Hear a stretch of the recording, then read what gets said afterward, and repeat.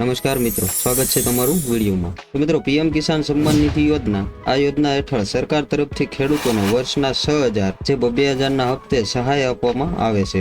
અને તમે પણ આ યોજનાનો લાભ લેવા ઈચ્છતા હોય તો યોજનાનું જે રજીસ્ટ્રેશન છે તે ફરી એકવાર ચાલુ કરી દેવામાં આવેલ છે અને જે પ્રોસેસ છે તેમાં થોડા ઘણા ફેરફાર પણ કરવામાં આવેલ છે। તો રજીસ્ટ્રેશન માટેની જે પ્રોસેસ છે તે તમને સ્ટેપ બાય સ્ટેપ બતાવીશું, એટલે વિડીયોમાં છેલ્લે સુધી જોડાયેલા રહેજો। અને વિડીયોમાં પહેલી વાર આવતા હોય તો અમારી યુટ્યુબ ચેનલને સબસ્ક્રાઇબ કરી દેજો, સાથે વિડીયોને લાઇક અને શેર પણ કરતા રહેજો।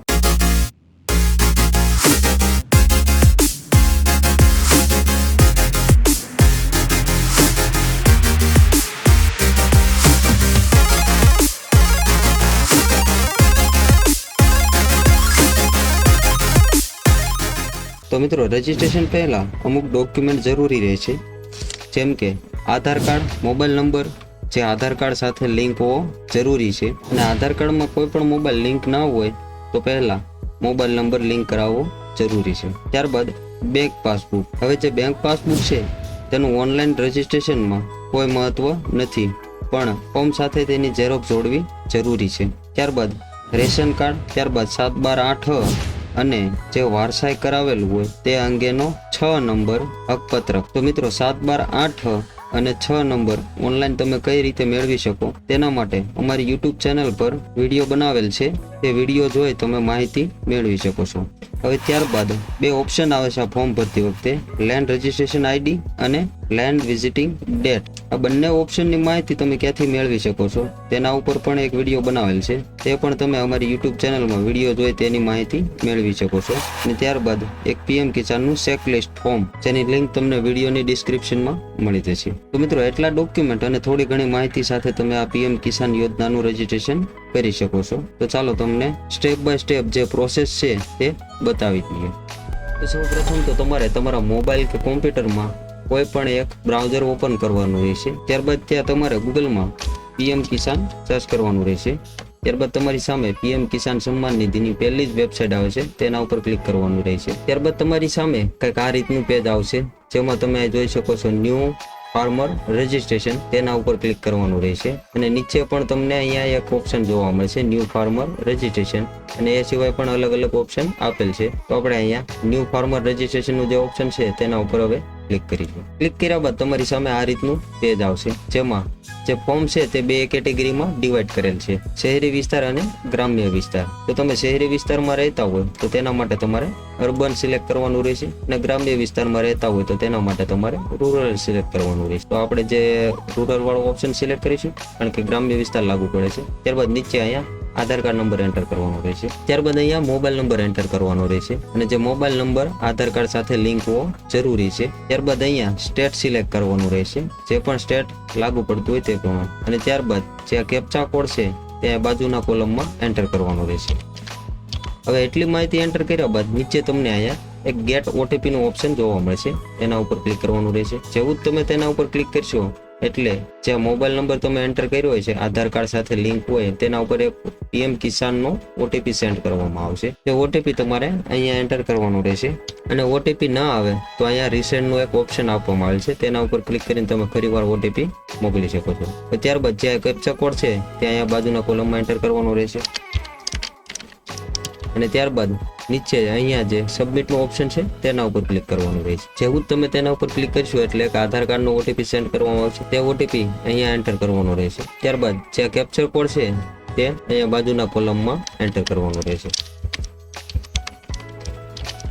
ત્યારબાદ બાજુમાં અહીંયા તમને એક કન્સર્ટનું ચેકબોક્સ જોવા મળશે, જો તે ટીક ના હોય તો તેને તમારે ટીક કરવાનું રહેશે, અને ટીક હોય તો તે ડિફોલ્ટ રહેવા દેવાનું રહેશે। અને ત્યારબાદ જે વેરીફાય આધાર ઓટીપી નું ઓપ્શન છે તેના ઉપર ક્લિક કરવાનું રહેશે। ત્યારબાદ તમારી સામે જે રજીસ્ટ્રેશન માટેનું ફોર્મ છે તે ખુલી જશે, અને જે આધાર કાર્ડમાં માહિતી હશે તે ઓટોમેટિક લઈ લેવામાં આવશે, અને બાકીની જે માહિતી છે તે મેન્યુઅલ એન્ટર કરવાની રહેશે।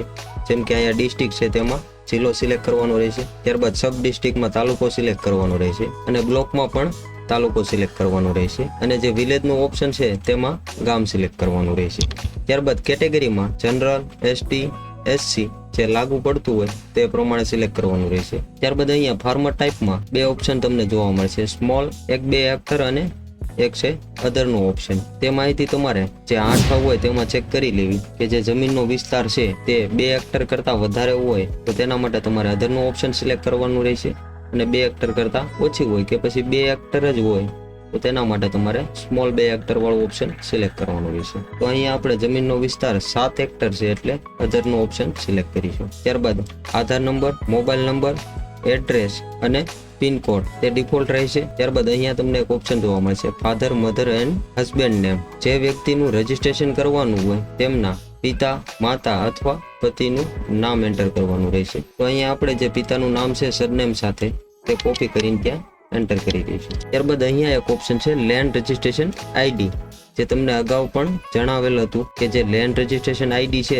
સ્ટેપ બાય સ્ટેપ પ્રોસેસમાં વિડીયો બનાવેલ છે, જે વિડીયો જોઈ તમે તેની માહિતી મેળવી શકો છો. અને ત્યારબાદ તે લેન્ડ રજીસ્ટ્રેશન આઈડી અહીંયા એન્ટર કરવાનું રહેશે. ત્યારબાદ અહીંયા રેશન કાર્ડ નંબર એન્ટર કરવાનો રહેશે. હવે ત્યારબાદ અહીંયા તમને એક ઓપ્શન જોવા મળશે પીએમ કિસાન માનધન યોજના. જો આ યોજનાનો લાભ લેવા તમે ઈચ્છતા હોય તો તેના માટે તમારે અહીંયા યસ સિલેક્ટ કરવાનું રહેશે, બાકી નો સિલેક્ટ કરી દેવાનું રહેશે. ત્યારબાદ ઓનરશિપ લેન્ડ હોલ્ડિંગનું જે ઓપ્શન છે તેમાં 8 મુજબ જો એકથી વધારે ખાતેદાર હોય તો જોઈન્ટ સિલેક્ટ કરવાનું રહેશે, અને એક જ ખાતેદાર હોય તો ત્યાં તમારે સિંગલ સિલેક્ટ કરવાનું રહેશે. ત્યારબાદ નીચે અહીંયા એક એડનું ઓપ્શન છે તેના ઉપર ક્લિક કરવાનું રહેશે. જેવું તમે તેના ઉપર ક્લિક કરશો એટલે એડ લેન્ડ ડિટેલની માહિતી ખુલશે, જેમાં તમારે અહીંયા સર્વે ખાતા નંબર છે ત્યાં 8 મુજબ જે ખાતા નંબર હોય તે એન્ટર કરવાનું રહેશે. ત્યારબાદ બાજુમાં અહીંયા ડાક ખસરા નંબર છે ત્યાં તમારે સર્વે નંબર એન્ટર કરવાનો રહેશે, અને ત્યારબાદ અહીંયા બાજુમાં એરિયા ઇન હેક્ટર વાળો વિસ્તાર છે ત્યાં જે સર્વે નંબરનો જે વિસ્તાર હોય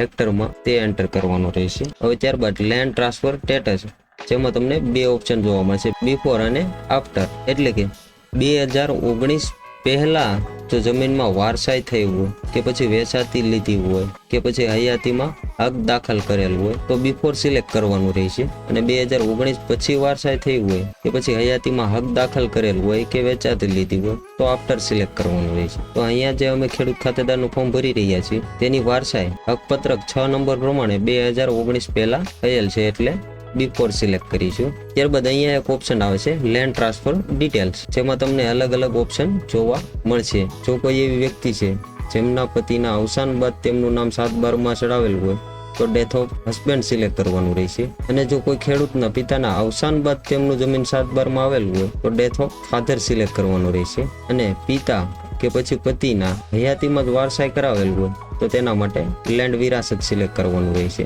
અને જો કોઈ વેચાતી જમીન લીધી હોય તો તેના માટે પરચેસ ઓફ લેન્ડ સિલેક્ટ કરવાનું રહેશે. તો હવે અહીંયા જે ખેડૂત ખાતેદાર છે તેમની પિતાની હયાતીમાં જ તેમના નામ 8માં ચડાવેલ છે એટલે વિરાસત વાળું ઓપ્શન સિલેક્ટ કરીશું. હવે ત્યારબાદ અહીંયા એક ઓપ્શન આવશે લેન્ડ ડેટ વિઝિટિંગ, જે તમને અગાઉ પણ વિડીયોમાં જણાવેલ હતું કે લેન્ડ ડેટ વિઝિટિંગ વાળા ઓપ્શનની માહિતી માટે અમારી યુટ્યુબ ચેનલ ઉપર અલગથી વિડીયો બનાવેલ છે.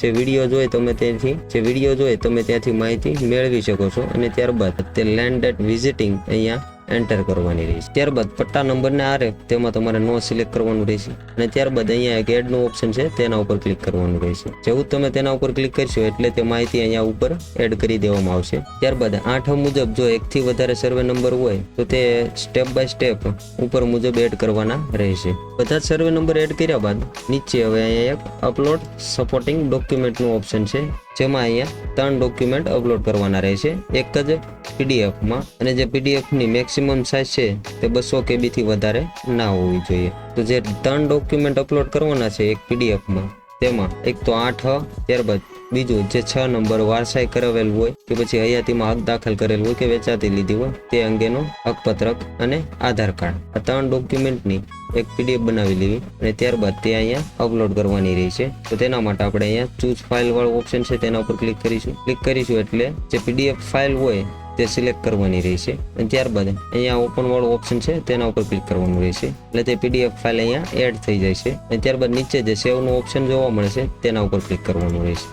જેવું તમે તેના ઉપર ક્લિક કરશો એટલે આ રીતનું પેજ આવશે, જેમાં તમને અહીંયા જોવા મળશે સ્ટેટસ, અને જ્યાં નીચે તમને record has been submitted successfully અને જે રજિસ્ટ્રેશન ફાર્મર આઈડી હોય તે ફાર્મર આઈડી તમને અહીંયા જોવા મળશે. હવે ત્યારબાદ જેટલા પણ કાંઈ ડોક્યુમેન્ટ હોય તે તમામ ડોક્યુમેન્ટ પીએમ કિસાનનું જે ચેકલિસ્ટ છે જેની લિંક વિડીયોની ડિસ્ક્રિપ્શનમાં આપેલ છે ત્યાંથી તમે ડાઉનલોડ કરીને પ્રિન્ટ આઉટ કાઢી શકો છો. તે ચેકલિસ્ટ સાથે જોડીને તમારા વિસ્તારના તલાટી કે પછી ખેતીવાડી શાખામાં પહોંચાડવાના રહેશે. તો મિત્રો આ રીતે તમે જે પીએમ કિસાન યોજનાનું રજિસ્ટ્રેશન છે તે કરી શકો છો. અને રજિસ્ટ્રેશન કર્યા બાદ ડેટા ચેક કરવું હોય તો તેના માટે આપણે ફરી એકવાર હોમ પેજ ઉપર આવી જઈશું અને ત્યારબાદ જે પીએમ કિસાનની વેબસાઇટ છે તેના ઉપર તમને અહીંયા નીચે અલગ અલગ ઓપ્શન જોવા મળશે, જેમાંથી એક ઓપ્શન તમને અહીં જોવા મળશે status of self registered farmer CSC farmer. એના ઉપર ક્લિક કરવાનું રહેશે. ત્યારબાદ તમારી પાસે આ રીતનું પેજ આવે છે જેમાં તમારે અહીંયા આધાર નંબર એન્ટર કરવાનો રહેશે.